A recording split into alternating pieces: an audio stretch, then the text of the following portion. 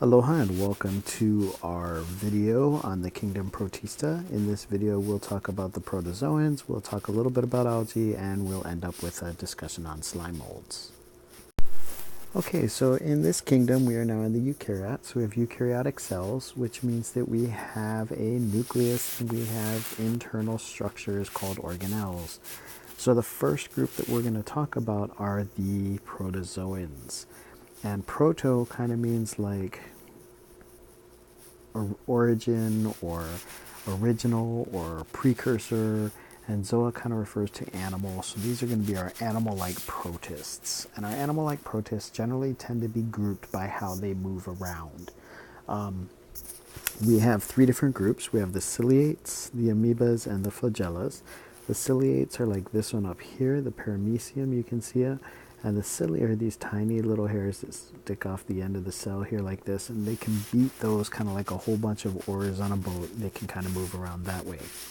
The amoebas are like our amoeba down here. They have these things called pseudopods, so they kind of extend out, then they'll kind of fill into that little pseudopod, and that's kind of how they move around. So it's kind of like a squishy kind of movement that way.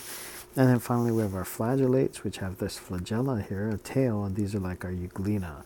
So our protozoans tend to feed on other things, so they tend to be heterotrophic, and they move around, and how they move around is kind of how we classify the protozoans.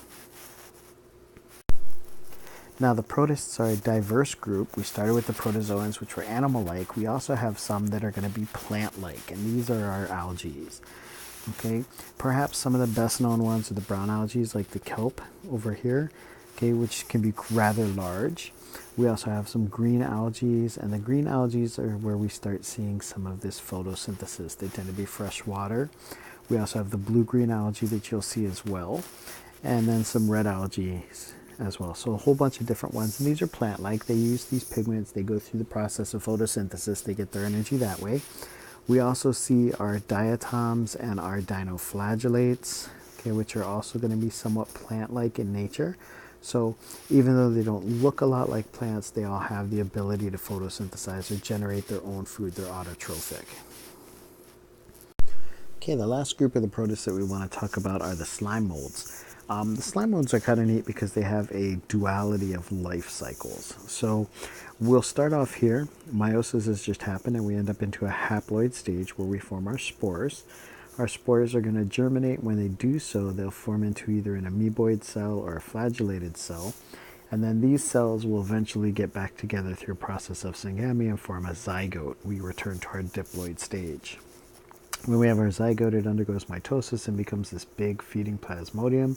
And this is where they get their name slime molds, because they're kind of a slimy looking, moldy looking thing here. The mature plasmodium, when it feeds and grows, will come this way. And it says it prepares to fruit, and what we're talking about is forming this sporangine. And then that's here where we'll undergo meiosis, form more spores here in the process, and the cycle continues itself. Okay, so that's it for this video. I just wanted to introduce you to some of the protists real quick. The lessons will go into a lot more detail. And as always, we'll see you in the next video.